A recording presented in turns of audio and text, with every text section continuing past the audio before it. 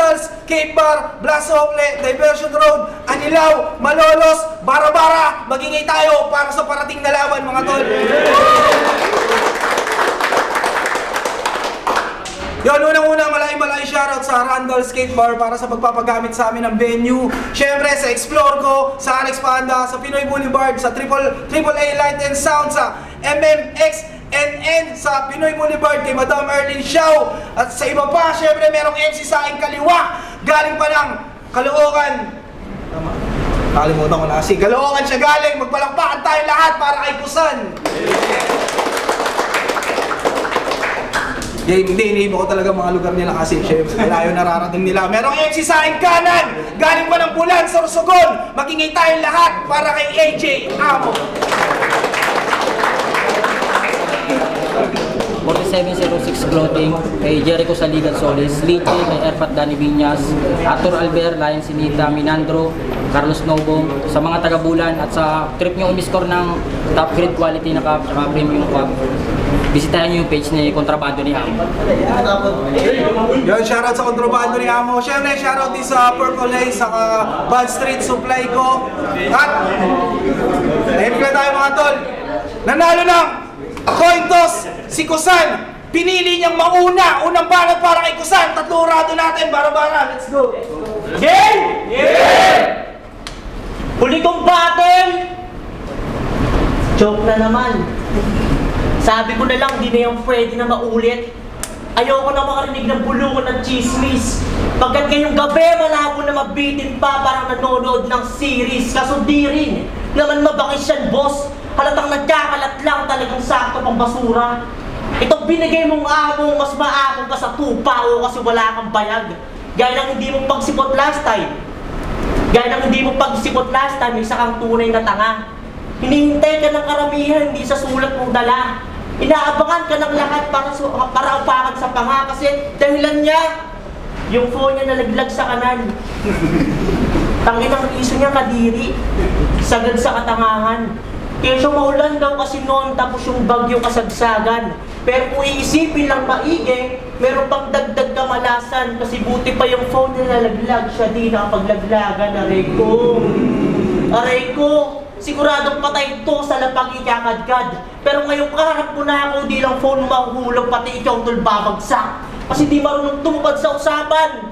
Kahit matagal na nakaplano. Ito mahilig namang Indian, sarap ipasibak sa Arabo. Pero congrats po. Kasi sa laban natin pumunta ka. Akala ko di na uubra, aba ang galing. Pero di naman yung big deal sa akin kung ako tatanungin. Kasi kahit sumipot ka ngayon o hindi, gago wala kang dating. O banu ka pa rin. Kahit pilitin magsumamo. Naglagay ka pa ng amo sa pangalan, di naman bagay sa mukha mo kasi amo. Tangin na may tauhan, mapera, tarantado!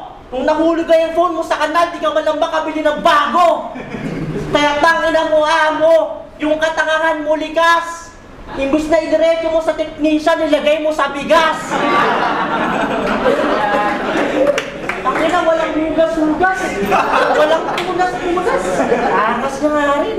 Maya-maya yung nanay niya, bigla siyang pinagsain. Pero sige, sabihin na natin epektibo yung ginagawa mo. Kaso nga lang nakakagago. Kasi posible nga yun na maayos, pero di mo maaalis yung baho, dugiyot! Kung ano-ano kinakain, kaya pala ang payat ng pobre na to. Nilagay sa bigasan. Tarantado sa probinsya nyo, panay kamote kayo. Tsaka nagdahilan ka na lang doon para ikay kaawaan. Alam mo kasing uuwi kang gagapang kung sakali man na ituloy ang inyong laban. Tagapigol pa man din na paritot na isa lang pero di naman kayang pamalas ng tapang. Kaya dapat sa mga tulad mo, sinasapok.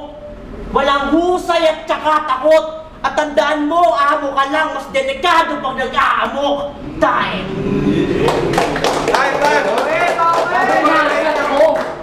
Kamuti daw yung kinakain. Ditong nag-aastang yung bara niya nagkulang. Kaysa naman sa'yo, tumanda ka na ng ganyan, palamunin pa rin ng magulang. Tsaka pa na-i-issue sa laglagan. Itong bobo na tanga. Hindi yun nahulog sa kanan, gago. Di ko na rin kasalanan kung lahat sila bobo magbasa. Bobo ka rin, nakisabay ka sa ano eh.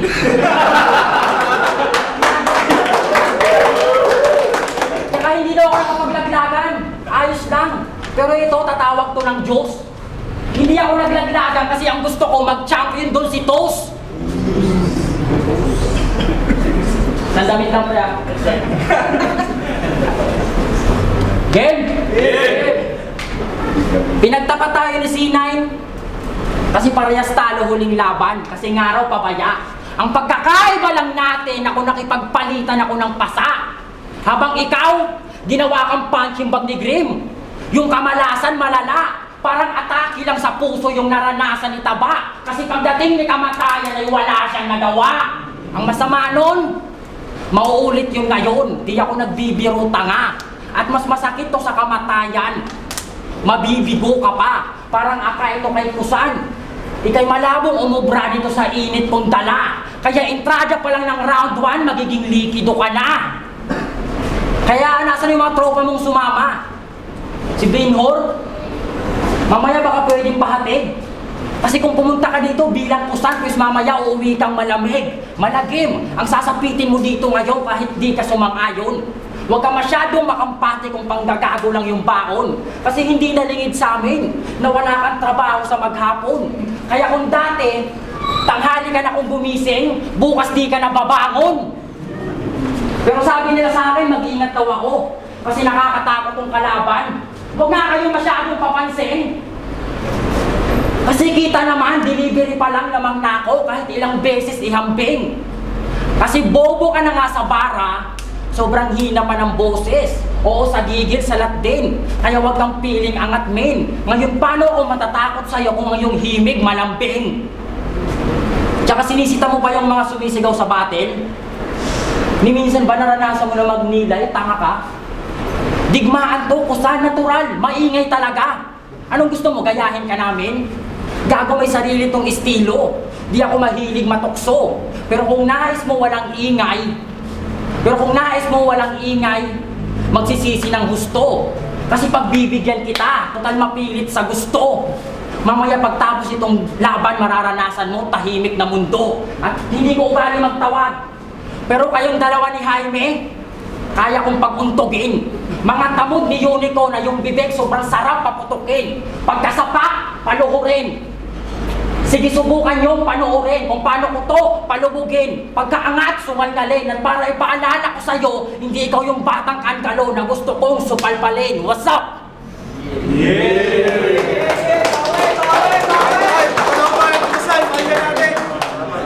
Kandalong puta kang kalita ka. Wala daw trabaho. Ang baho lang trip mo. Tarantado ka, katapos nga lang ng shift ko. Ang puta. Pero pansin nyo, hawig neto si Easy Meal. Kung yun yung sasumahin. Pwes itong binigay ng Easy Meal nga lang to sa akin o chibog to malamang. Sa akin iiyak ka gago. Tsaka masisibak tong amo. Siya si Easy Meal pero ngayon walang mahihitang panalo. Pagkat mahina yung katha mo at di na sinasali pa. Huling laban mo, talo ka dito. Taki na shit ang hassle na. Kaya sa susunod kong linya, malamang ika-bother niya. Kasi di nga to umubra kay Sija. Paano pag Sija na-axel pa? Ha? Kaya paano pag Sija na-axel pa? Di nga to umubra kay Sija. Paano pag Sija na-axel pa? Kaya di ka namin kailangan dito. Umuwi ka na sa probinsya nyo, damuho. Tumira ka na lang ng mga nananahimik na puno. Kasi isang mayapa na gabi mula sa bayan ng Bulay. Isang trahedyang naganap nung si Amo Minsay na utusan. Kasi inutusan tong sumibak ng sanga para gawing panggatong inyong bilin sa kanya. Si Amo naman sobrang saya na may halong taranta. Pagdating niya dun sa gubat, walang kakaba-kaba. Paglapit niya sa pulok, sinibak niya talaga. Makaraos lang punyeta, yung short lang galagad. Talagang palag-palag. Kahit puro higad yung puno, sagad-sagad. Pero ito real talk, sa mga di nakakalam, nag-iibang ano yan. Dami na naka-enkwentro. Ito yung nasaga kong balita mula sa sabi-sabi at kwento. Pagdapat sa tamang oras, iba natin di ganeto. Pagsapit ng alas 3 ng madaling araw, nagiging babaero. Ba't hindi totoo? Kahit mamatay ka tropa, Eh, madalas mo araw si Pating sa inyo, yung mga nagsasampay na lola. Sa akin na pagtitribang ko lang to, lagay niya sa akin alanganin. Sa atong bare months pa ngayon, ramdam mo ba yung klima natin? Di ba sabi mo pang warm up lang ako? Yan ba ibig talakayin? Kaso malas mo kay Kuzan ka na tapat, gago manlalamig ka sa akin. Manlalamig ka sa akin kasi amo. Kay Kuzan na tapat, gago manlalamig ka sa akin. Kasi dalawa na lang papatay ko. At papangatlo pa sigurado. Sa buhay niya, ako yung tutuldok. Pagkat sa aming dalawa, siya yung amo, kaya siya nasusunod. Nilabas na luluhod. Say bye-bye, it's night time. Hayop yung kalaban mo, sanay mag-drive-by sa wildlife. Mas delikado pa akong kaysa sa high tide. Dahil mga bars ko, no limit. Ice, kaya time. Bawi! Medyo. Sumisibak daw ako ng puno. Tong tropa nyo madadali. Gago ayoko sumibak ng puno, mas trip ko yung kinakasama mong babae.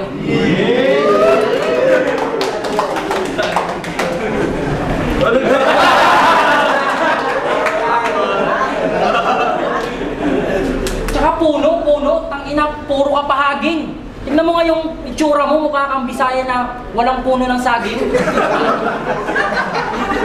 Gumagana ka pala yun. Game! Nasaan si... Ay, wala si Grim. Yo, Grim! Alam mo bang masama yung loob sa'yo ni Kusan? Hindi to basta kwentong nabuo. Ano, akala mo hindi ko sasabihin dito? Sabihin mo kasi sa kanya ng harapan bago pa yung tao mapuno. Kasi pikon ka na kay Grim. Hindi to basta pakulo. Ikaw kasi yung tropa niyang kumain ng pulutang may sumirit na dugo. Pero kung bakit ka nakakain ng hilaw na karne, kasalanan mo rin yon. Kasi palpak yung bitaw mo't mga banat. Kakalagay pa lang daw kasi nito sa mantika, dinampot mo na kagad. Tapos magrereklamo ka. Kasi sa Pampanga-aso yung pulutan, talagang litaw yung mga balak. Ibalita ko nga habang kinakati ni Tiger yung aso, ikaw yung tigahawak. Kasi sobrang takaw mo sa pulutan, tapos magrereklamo sa huli. Kaya pagkatapos ng inuman, sila Grim at Tus namuhi. Eh paano ba naman ang akala niya handaan, pati yung aso inuwi? Akala niya handaan, pati yung aso inuwi. Pero, kamusta yung tatay mong na-stroke? Na-stroke yung tatay niya? Malala talaga. Pero palakpakan natin si Kusan, siya yung breadwinner sa pamilya nila. Pero, eto tanong lang. Naniniwala ka ba talagang may sakit yung tatay mo? Naniniwala ka? Kasi feeling ko nagpapanggap lamang yung tao. Like Father Lexan, di ba? Kung ano ka ngayon, ganun ka niya itrato. Hindi yun magbabago. At alam kong kupal ka na tao, pero yung tatay mo, higit yung panggagago. Isipin mo, nagpanggap siyang may sakit para hindi na magtrabaho. Payag ka nun? Tayo na patapayag ka nun? Buong maghapon ka nagtrabaho at pagod. Paikahay ka sa lakad. Tapos pagdating mo sa bahay, bukod sa wala nang ang pagkain, yung tatay mo pahiga-higa sa papag. Ano, payag ka nun? Tumaba ka ng ganyan. Nakalimutan mo mag-gym para manatiling malakas. Tapos pag alis mo ng bahay para pumasok yung trabaho, yung tatay mo babangon, magja-jogging sa labas. Ano, payag ka nun? Tinatanong kita, payag ka nun? Payag ka nun? Sa ganyang edad, yung buhay mo, umiikot lang sa pagkayod. Tapos yung tatay mo, sarap ng buhay sa bahay. Nagtitiktok lang maghapon. Alam mo ano yung TikTok niya? Going back to Honolulu. Ano ba yan ganon? Dapat hindi. Kaya pag gawin mo mamaya sa bahay, kausapin mo yung tatay mo para tumibay inyong circle. Ilabas mo. Pumunta kayo ng Tagaytay. Pagdating sa taas, itulak mo yung wheelchair. Kasi niloloko ka lang ng tatay mo. Hindi ganon, love. Ito yung masakit na katotohanan, dapat na hukayin pa. Isipin mo, mas pinili niya mag-TikTok kaysa sa unahin ka. At kahapon nakainuman namin siya ni C9. Oo, nakainuman namin siya ni C9. Nung nalasing, umamin siya. Mas trip niya pa daw mamatay sa halip na buhayin ka, aray. Okay na? Time, ulit ba natin kung saan? Ang ilang yan, damay tatay yung sinasabi ni Madupang. Malibasa dito matitira niya kasi wala kang magulang. Ang ina mo. Ngayong round 3 na, pag-usapan naman natin, pinagmulan natin na lugar. Pag-usapan naman natin, pinagmulan natin na lugar na ating kinalakihan. At makikita nyo ngayong malayo yung kaibahan. Kasi ako lumaki sa Manila. Kabisado nga isang lugar na mapadako. Habang yung kalaban ko ay Promdi o Bisayang napadayo. Tapos matapos ko ito burahin sa mapa, sigurado maglalaho. Hanggang tuluyang mawala yung probinsyano at palisin ng Batang Quiapo. Kasi di mo ko kaya sa ganito. Mapajoke so technical, kayo kung galingan pareho. Magkaiba tayo ng estilo at sinisulatan ng kwaderno. Kasi mismatch yan. Kahit daanin pa sa kwento. Parang nilabanan mo si Kuzan sa factory ng yelo. Pero pasalamat ka pa rin. Pinaghandaan kita kahit di mo birthday. Yung mga sulat mo, di pang kalibre. Sa lugar nyo, di ka pang dirbe. Kasi di naman ito inaasahan. Itong probinsyano, dapat yung binigay mo tidre. Pero piste, pag piniti kang labas ngipin, mukha kang T-Rex. Tapos mayaman na daw, purit may munti lang na business. Kasi di ba nagtitinda ka ng sombrero? Pero fake at pambobo. Yung Jordan niya naka-layup yung logo.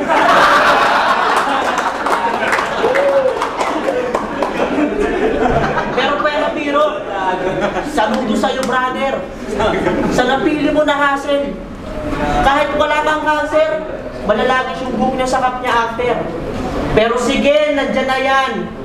Kung yan basihan mo sa pag-angat. Pinag-aaral siya kaso nag-business. Di ko naman sa nilalahat. Yan ay sarili mong desisyon kaso hindi ko matanggap. Imbes na pilito mo magkaroon ng toga, mas pinili mo yung cup. Pero pag tinalo ko ito ngayon, malamang mawawala ng gana. Huwag nang magbalak at maghangad pagkat wala ng tsaba. Pagka sa paktak babak at sagad sa pagbaba niya. Nakita niyo nga ako sa lapag na parang nagsayang ang bala. Parang nagsayang ng bala, kaya panis naka-all in. Pati si Poise na pang-omsim. Dapat itaboy kapag touring. Kadabugan ng apoy pala soul ring. Malupitong kaharap mo, kaya patay to on screen. Pinakita ko lang kay amo sino sa amin mas bossing. Kasi ako si Kuzan. Mula pa sa Silito. Dumayo para dito upang tuluyang magasek. Wala ni isang testigo para makita bang kay netong nakahandusay sa sahig at sakali manghanapin ka. Pero Kuzang babalik. Matatagpuan na lang nila isang bangkay na malamig. Bitch! Time, ulit ba natin Ano probinsyano daw ako? Manila. Kaya sa akin tulaglag. Sa mga linya ko bagsak. Tamang taga Manila ka, kinakain mo pagpag. Tsaka Batang Quiapo. Sino ka doon? Grabe magpahangin. Wala. Gusto ko lang sabihin na kumakatot ka na sa akin.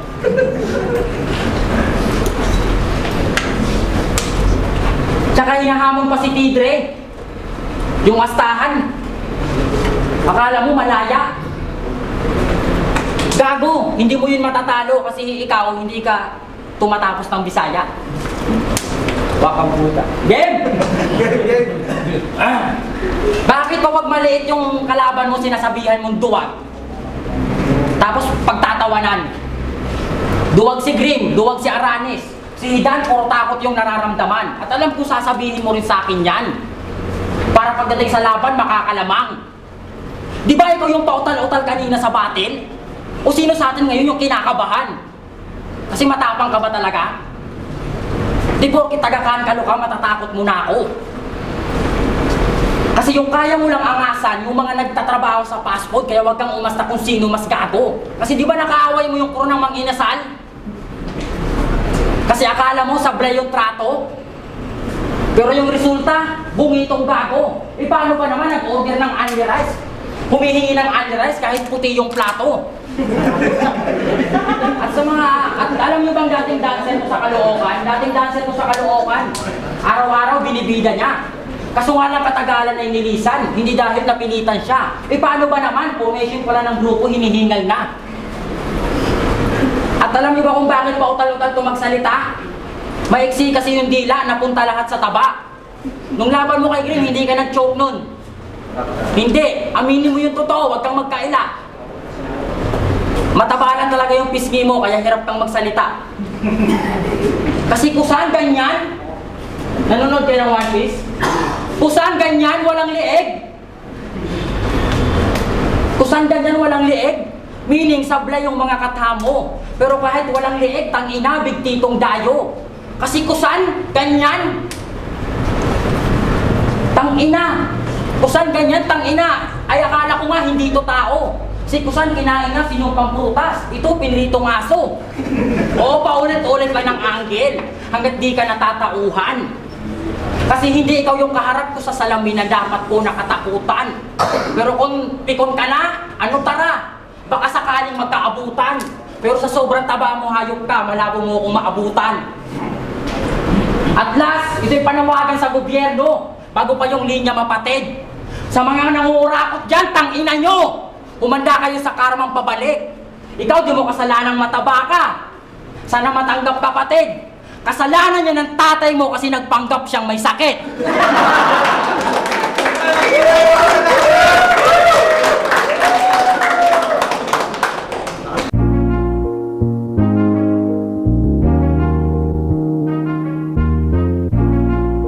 Yo! Bara-bara Rap Battle League! Sistensya 2! Kusan! Laban kay AJ Amo! Bara-bara, magkingi tayo kung di nyo nagustuhan yung laban na yun, mga tol. Siyempre, ang boto ng Urado, 3-0, magpalakpakan tayo para kay Kusan. Rock pa rin ngayon ako siya. Judge, shoutout. Judge. Yeah, masyadot ako sa video, okay lang. Siyempre, Kusan ng Wanjiao, shoutout po sa GF ko, kay paring Binhur, kay Kuya Simbre, kay Kuya Banjong Wanjiao, Sir Kevin, Team Gamol, Daisy Rose, mga tropa ko sa Rose, kay Marco, kay Martin. Thank you po, bossing. Judge yan. Boys, ay magsikan, BF ko, binoto ko si Kusan all 3 rounds. Mas maganda yung angle ni Kusan. Parehas lang silang magaling, pero nakangatan every round ni Kusan kada round. Binoto ko si Kusan. Round 1, binoto ko si Kusan. Round 2 kay AJ Round 3, binigay ko kay Kusan kasi mas lamang yung punchline kumpara kay AJ Amo na medyo nag-stumble ng konti. Mas malinis yung kay Kusan. Yun. So, all 3 rounds ang binoto ko si Kusan. Re-respeto ko yung matalino ni AJ Amo lalo na sa round 2. Yung schema niya sa Kusan, kaso natabunan din niya ng round 3 ni Kusan ng ano yung sa factory nila yung gusto-gusto. Kaya, kumbaga, ang lakas din ni AJ Amo dahil yung factory tapos yung bitik yung sulat. Pero kay Kusan lang, kumbaga sariwa ko.